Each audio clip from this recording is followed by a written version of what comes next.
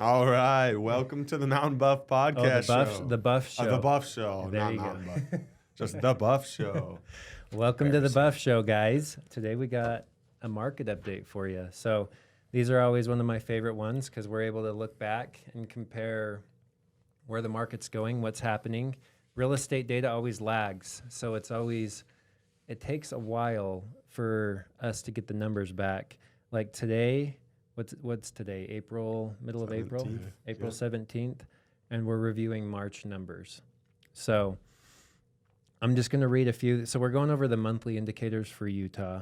So nationally, existing home sales jumped 15% month over month as of last measure, the first monthly gain in 12 months, and representing the largest monthly increase since July of 2020, according to NAR. Prices moved lower as the median sales price was down 7.9%. Days on market increased, and months supply of inventory was up. So we're going to go over this in further detail. And then lastly, higher rates have continued to put downward pressure on sales prices for the first time in more than a decade. National home prices were lower year over year, according to NAR, breaking a 131-month streak of annual price increases.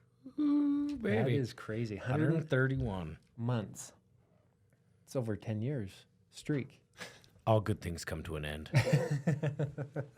Okay. So we're going to go over what we just like that brief intro, but I wanted to go over today interest rates roughly. I just printed this off. 30-year fix 6.61, 15-year fix 6%, 30-year FHA 6.25, jumbo 6.05. So I mean you're all around the 6.5. 6 to 6.5. Yeah. Which is so a 30-year fix like your regular conventionals are 6.6, the highest of them all, right? Yeah. So and then lastly, I want to mention Realtor.com just sent this out. We have a partnership with them, and they said the best time to sell, and I don't know where they're pulling this, but they said it's April 16th to April 22nd is the best time to sell. So we'll talk about that a little bit more too, why they might be saying that and the reasoning behind it. are our viewers even going to be able to see this before the 22nd? Are we going to have it edited and sent out? No. Probably not. You missed the boat. Sorry. Sucks to suck. Are we ready to dive in, or do you want to go over? No, let's All dive right, so in. I'm going to start with some new listings. So a count of the properties that have been newly listed on the market in a given month. So if we're looking at March last year, we had 5,566 new listings. That was 2021. Oh yeah, we're in 20. Why do we have 2021? I'm sorry. I do that every time, every single time. Okay. Last year in March 2022, which was last year, 5,780 new listings in March. This year, we only have 4,175 new listings in March. So overall, year to date, we're down 27%, 27.8%. Yeah. So less listings, more demand. What I think is crazy about that is 2021, like that was the middle of COVID, right? Mm-hmm. So you'd think people are like just staying home, not worrying about their next step in life. And yet, like we have less new listings now than we did back in the middle of COVID. That's because people were stuck in their houses and were like, yeah, I got to get a bigger house. That's like, true. I got to get out of here. It could go that way too. So Yeah. Yeah, why do you think we are down new listings? I just think it's expensive and rates went up and it's just everything's expensive. Do you know what I think? No. I think everybody in the past 10 years, or 5 years, has refinanced or locked in a killer rate. Yeah. And now they don't want to, Right. like for them to change the interest rate and try and switch up a house Yeah. could mean like doubling their mortgage payment, Mm-hmm. even though selling and they might have some equity, but the rates are just crushing people. Would it be fair to say most people have a mortgage that's like somewhere between 2 and 4% right now? I would think so. Yeah, I don't know And this. so, like, why get into a new loan at 7%? Well, and what's the point if your payment's like $1,500 and you're going to jump Yeah. up to $2,500 for like a similar house, right? I think the people that are still moving right now are the ones that have like your mass equities or their houses are paid off and they don't have that mortgage and they're really taking an upgrade. So Yeah. Or they have to. It's no longer just like, oh, I think I'd like to move and the numbers make sense. Like you really have to really want to move Yeah. in order for you to make it happen. And that's why so many people are doing additions, these expansions to their houses, remodeling, because they're like, well, I can't buy it. I'll just make my house nicer. Make it work. Yeah. What we've got. So pending sales, pretty similar story to new listings. We are down 24% in pending sales if we're comparing this March to last March. So again, it's still less than what was happening during the pandemic as well. Kind of interesting. But again, people are, sellers aren't wanting to sell, so there's not as many deals going on. So it's interesting looking at like 2021, we were up 30%. And then 2022, we went down 9%. Now we're down 23.9%. So a significant drop. It was interesting coming out of COVID, 2020 to 2021, like everybody thought the market was just going to tank, but then they dropped rates so low. And that just like added fuel to the fire. Just free money. Yeah. I mean, that's what, if you didn't spend it, you missed out. Right. And now we're all trapped by a, Very true. So we got closed sales. This is a good one to keep an eye on. So this is just the count of actual sales that have closed in any given month. And I'm just going to focus on March of last year to March of this year. So in March of 2022, there were 4,526 homes that sold. This year, 2023, there was 3,512 homes that sold. So we're down 22%. So about 1/4% or 25% drop from last year to this year. And again, I just think there's less people. Like, you're only moving if you have to. yeah. But well, 1,000 less people, pretty well less. Yeah. And just in March. And I would say we've seen that. Like my sales this year from last year. They suck. No, I'm kidding. Everyone's hurting, I think. No, yeah. But to that point, like, I'm surprised we're only down 22%. Like, 22% is pretty big, but I'm surprised it's not more, because March last year, it was like homes would go on the market and they'd be gone in 4 days. Yeah. That was the pinnacle of the market. So to only be down 22%, Yeah. I don't know, not bad. a little surprising. Well, Yeah, it's not bad. It almost indicates that maybe we're not in a horrible market. We're just stabilizing. We're just getting to a normal flow. Yeah. Yeah. So not necessarily a crash. So I agree. all right, days on market until a sell. So it's the average number of days between when a property is listed and an offer is accepted in a given month. So March of 2022 was only 21 homes. That seems wrong. 21 days 21 days, excuse me. on the market. 21 days in the market. So from the time they listed it to the time they accepted an offer, less than a month. March 2023 were 61 days. So from when you list your home to when you get an offer or accept an offer, you're about 2 months now. Which isn't bad. Like, if you look at the graph, and we'll have this pulled up for you guys, but like back 2009 to 2011, 12, you were on average, you were over 100 days, between 100 and 120 days. So we're still moving homes very quickly. I think people just got spoiled with, like, list my house, have it under contract over the weekend, and like can move on really fast. And like, make $1 million to boot. right. Yeah. And the crazy thing is, I haven't even been able to sell my cars that fast. Me trying to sell a car can take a little bit, putting it on KSL. And homes were selling faster than what you could sell a car for, which is crazy. I guess not all cars. That's just my experience. Like, trying to resell something, the fact that you could take a house and resell it that fast is just That insane. sales cycle's quick. Well, and another thing to keep in mind when we talk about all this data, like we're talking about how we're changing from month to month and year to year.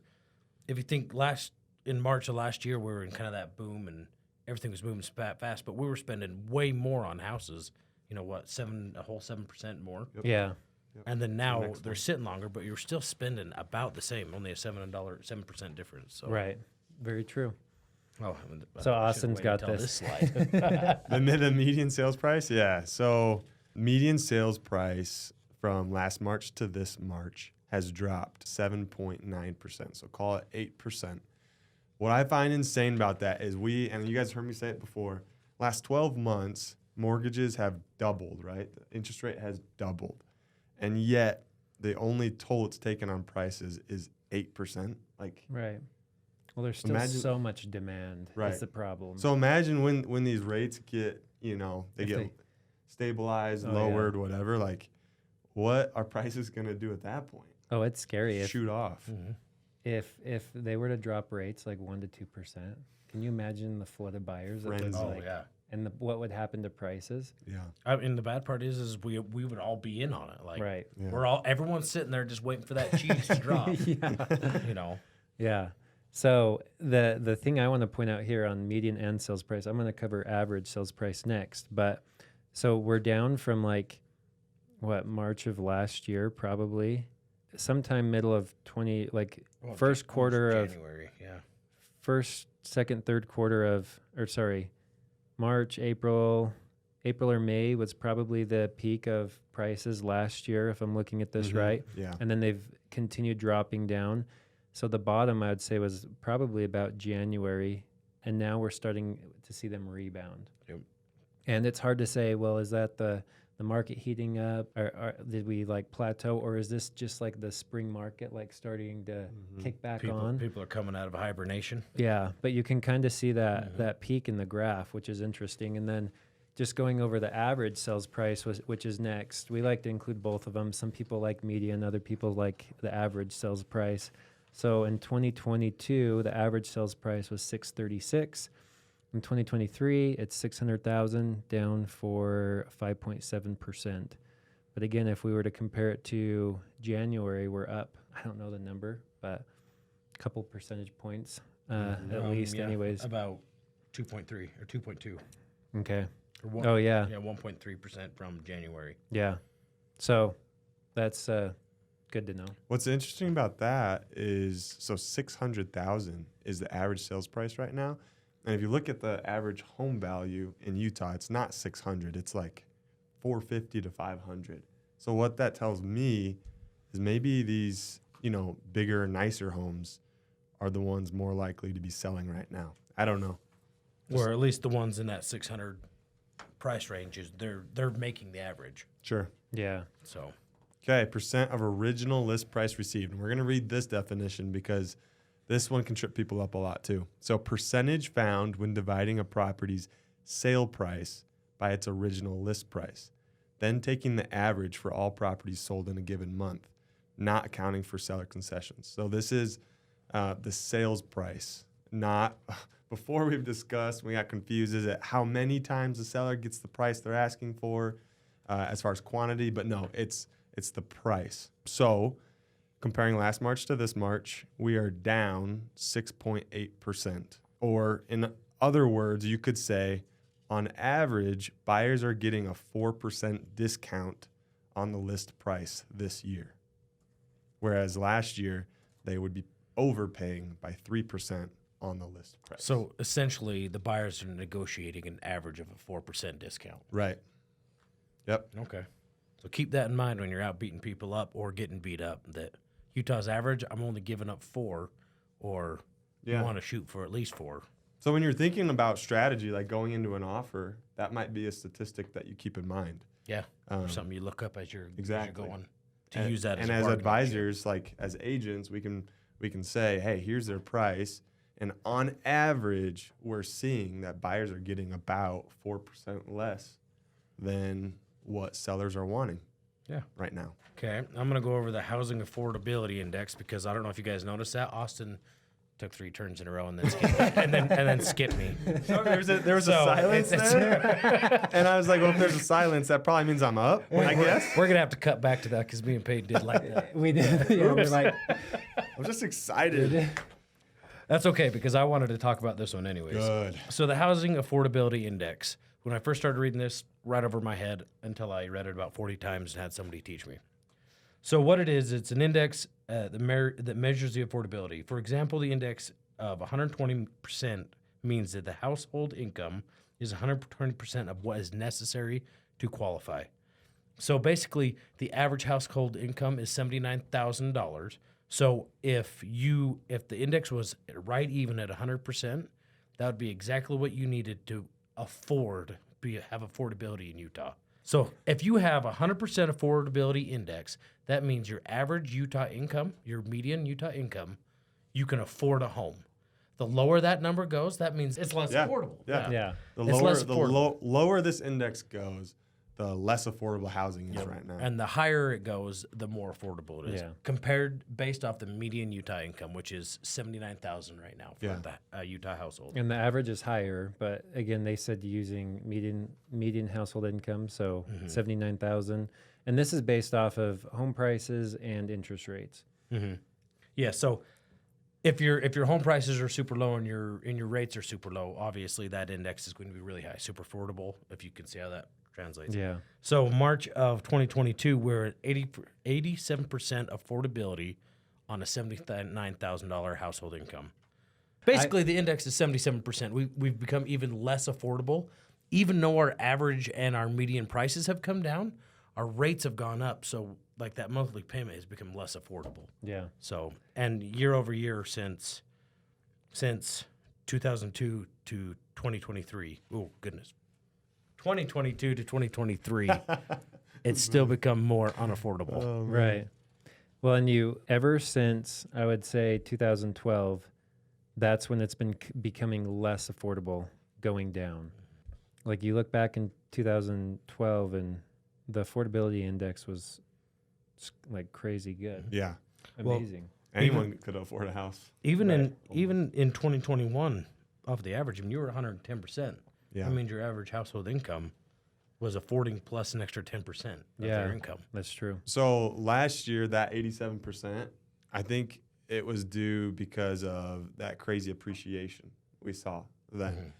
But this year, it's not unaffordable because of appreciation. It's because of interest rates. Yeah. But the prices haven't dropped enough to offset the interest rates, so it's even worse than last year. What do you guys think? Is it going to drop more, or do you feel like we're closer to the bottom? We've started trending back up. Did we see our bottom already?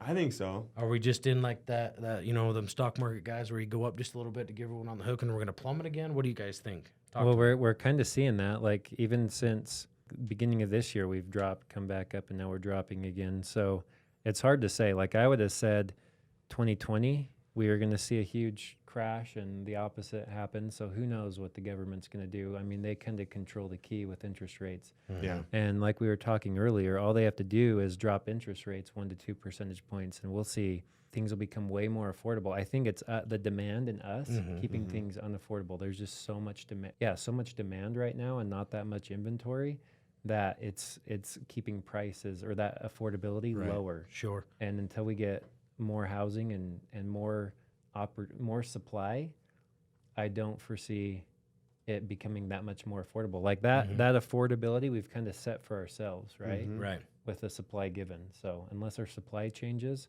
if interest rates drop, we'll just see house prices jump up. Sure. Because it's more affordable. Well, and you talked about how the government kind of holds the key on that, and I think they do hold the key, but I think it's how we react. Because just like you said, we thought in 2020 everyone was going to crash, market was going to go under, and I think a lot of the pros and even the government thought it was too, but it did just the opposite. Right. So whatever they do is really on how we as consumers act. Right. Yeah. Yep, I'd agree with that. So it'll be interesting, but So that one, I think we should show the chart on as well, because our chart doesn't go back in time far enough to show when it was ever less affordable than it is today. yeah. So, and our chart goes back to 2006, just so you guys know.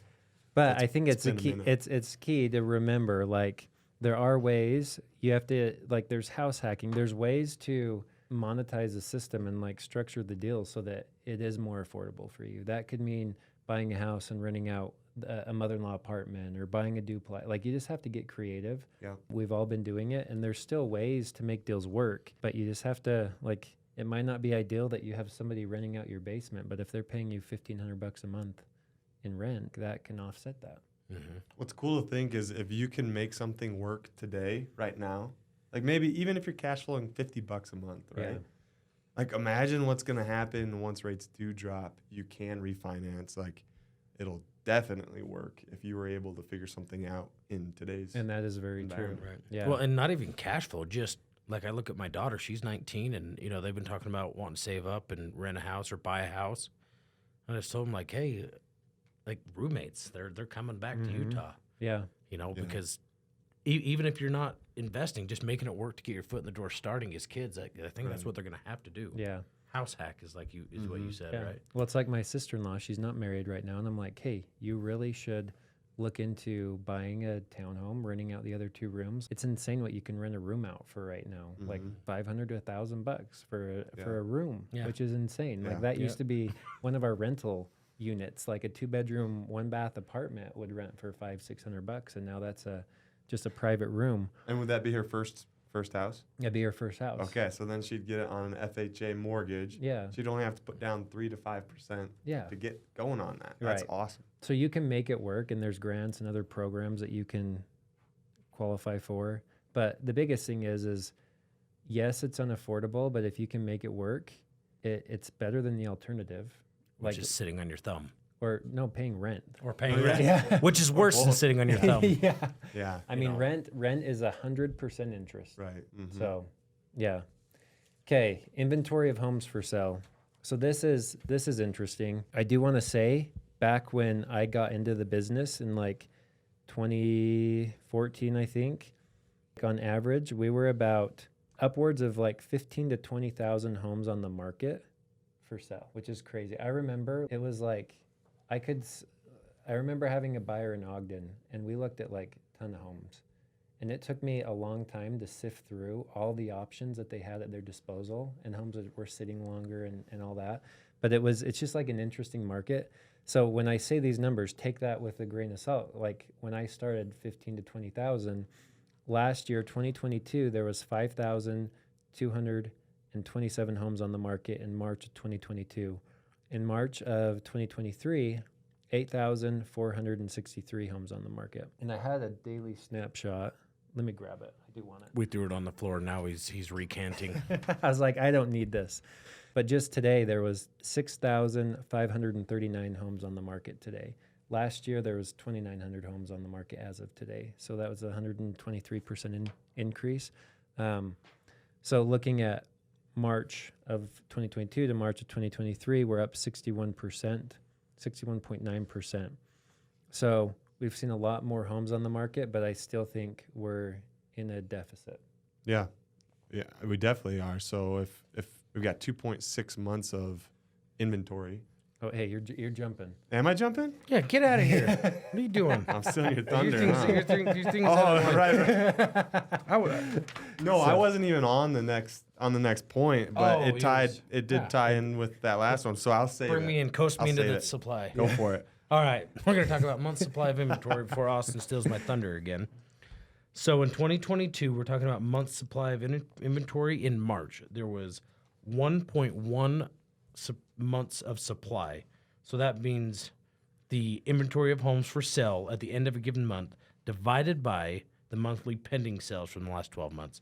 So basically, if we sold all the houses where we had available right now, it would take us 1.1 months to get rid of them. Yep. 2023, this March, it would take us 2.6 months if we sold all the houses available right now. It would take us 2.6 months to get rid of them. Yeah. So inventory is coming up. Is that because demand is down, or is that because the affordability is bad? I think it's the interest rates, the affordability. But here's the thing that you got to keep in mind: the definition of a buyer's and a seller's market. So a seller's market is anything with 6 months or more is considered a seller's market. We're still not even half of that. No. Sure. And 6 months or less is considered a buyer's market. So I think we're getting closer to that balanced market everybody would like. Not everybody, I guess buyers would like, but we're still in a buyer's market. Yep. So we're still in a seller's market. Yeah, seller's market. Yeah, I know this because I'm about to lose a bet to Austin. So we've got 2 more weeks for this bet to be over. So if you're going to sell your houses, get them on the market this month so we can get up to 6 months or 8 months. Yep. 6 months of inventory. So the bet is that by April 30th, it will still not be a buyer's market. I was hoping for it, guys. I think it was wishful thinking. again, I just don't that- think it's going to happen. That means we need 6 months of inventory, and we're at 2.6. The funny thing here is it says we've increased 136%, March last year compared to March this year. But if you go from 0 to 1, that percent increase is infinity, right? Yeah. So we're going from 1.1 to 2.6. So that's why it's such a huge percentage increase, but we didn't really increase that much. So there's just a few points I want to highlight here. Realtor.com sent out that like the best time to sell is actually like this week. You guys we'll post something on our Instagram to give you a quick heads up, but you should have been preparing. Yeah, exactly. We've been trying to talk yeah. to you. We've been trying to talk to you. No. I think Realtor dropped the ball on sending that prediction. Yeah, a I little got the late. email last week, but I think the reason why like now's a great time to sell is there's so many people like that spring fire hasn't really been lit here yet. Because we've been under 4 feet of snow. Exactly. Yeah. And now everybody's flooding and like we got other issues to worry about. Up in the valley, like we literally have 2 to 3 feet of snow on the ground. Like I have a pile 10 feet tall still over my fence, and it's going to take a while for that to be gone. So it still doesn't feel like spring. So I think we're having a delayed spring selling season. I do think if you're a seller, there is a bonus to being one of the first ones on the market as it warms up, because there's a lot of people looking, and now that's starting to happen. And I think we'll really see that fire start to get set off. You got, like, I have clients relocating from out of state, and they want to buy a home by summer, get moved in, and like have their kids registered by fall. So now is the time that people are really starting to make those plans and get ready to move. So if you are considering selling, now's a great time. I think a lot of people worry about their yards, everything looking pretty, more so than the opportunity, you know, of being, what's the word I'm looking for? Before it gets, oh my goodness, scarcity. Yeah. The power of being needed and having that needing. Yeah. What's the word I'm looking for? So scarcity It's works. like Scarcity. Supply and, yeah, there we supply and go. demand. Yeah. The supply is low right now, so if you get in the pool while the supply is low, you know that they're going to demand your house. Yeah. Before all the supply raises, and then there's a lot more demand to meet the supply. Right. Yep. And you don't have to compete with other listings that might be super clean, super renovated, super whatever. Like you're just going to stand out and shine. You want to be the first one to pee in the pool before everyone. That's the way to put it. That is a good way. Yeah. So let's talk about what we're seeing. I'll share my thoughts. I just did a podcast with Chad Felter with Nielsen Homes. It was great. And I was like, what have you seen lately? And he's like, our sales have actually gone up. They've seen their sales increase, and they've got like super creative on their pricing and incentives and stuff like that. So even though the market slowed down a little bit, they still haven't dipped in their sales, which is crazy. Right. And that is cool to see, because I think a lot of people are like, oh, the market just sucks. But when we compare it and you look back 10 years ago, like if you compare it to last year, yeah, okay, it sucks. But if you compare it to 10 years ago, it's actually a great time. We're still up. Yeah. It's a great time. Yeah. So, and I think like you have a listing right now, you're still seeing a decent amount of showings on that. Got a couple more coming up in the works, and those are my clients that they're worried about wintertime still and yards and stuff. So Yeah. So I think we are seeing things heat up, and I think the next 30 days are going to be huge. We're finally hitting the point where it's 60 degrees in Utah. Yeah. on my listings, my showing, I have one, and it's sitting right around that 550, really close to that median average price. And we went from when we first started to 1 or 2 showings, mild open houses, to where I think we did 7 showings this weekend. Oh, wow. That's just crazy. out of the blue. Yeah. Wow. So That's awesome. Yeah. You'll see the fire. Like it's like lighting a match. It just turns on. and most of those showings, they weren't looking online and found it. They were out driving around and they saw our sign. Like they were out in the neighborhood because it's warm and Right. I really feel like it's just a delayed spring this year. Like a month ago, talking to all the people I know, they would have been like, nope, not doing anything. This market's crazy, whatever. Now today, I feel like they're actually considering it, and they're going to do something mid to late summer. So I think we just shift that busy season forward 2-3 months, and we'll have our spring here in the middle of the summer. Right. Well, and you have a lot of people dealing with water issues. Like I've had 2 properties. Last week I was spending 2 days just trying to not have things flood. Yeah, that wouldn't show very well. No. And so if you're a seller, you're like, okay, this is top priority to keep my house from so let's get it flooding. sold before it floods. No, but it's going to be an exciting year. I'm excited to see how things unfold. Interest rates are kind of bouncing around all over. We're going to do another podcast on incentives and programs, because there's a lot of people, especially builders and lenders, trying to offer incentives to have buyers use them. And so if you can get creative and use those, along with government grants. There's one that we're going to research that's like a new construction grant where you can get up to $20,000 towards a property if it's under 400,000. That's if it's your first time, if you're a first time home buyer. So we'll cover some of those. There's still grants like Own in Ogden and things like that. A lot of cities and smaller municipalities offer different incentives as well, too. Yeah. So shop around. We'll put together like a blog post linking to all those and just showing you what's available. And maybe you can qualify for one of those. And if not, like just get creative, figure out ways to make it happen. There's house hacking, renting out part of the house, adjusting your prices, looking in different areas. Like I have a lot of people looking for a certain house and maybe that house in Weber County is like 800,000, but I just saw one list in Tremonton for like 570,000. Yeah. So by adjusting cities, like that's like over almost $150,000 price difference for the same house just by going to a different city. Yeah. So just being creative with that. Any other input you guys want to add or things you've seen?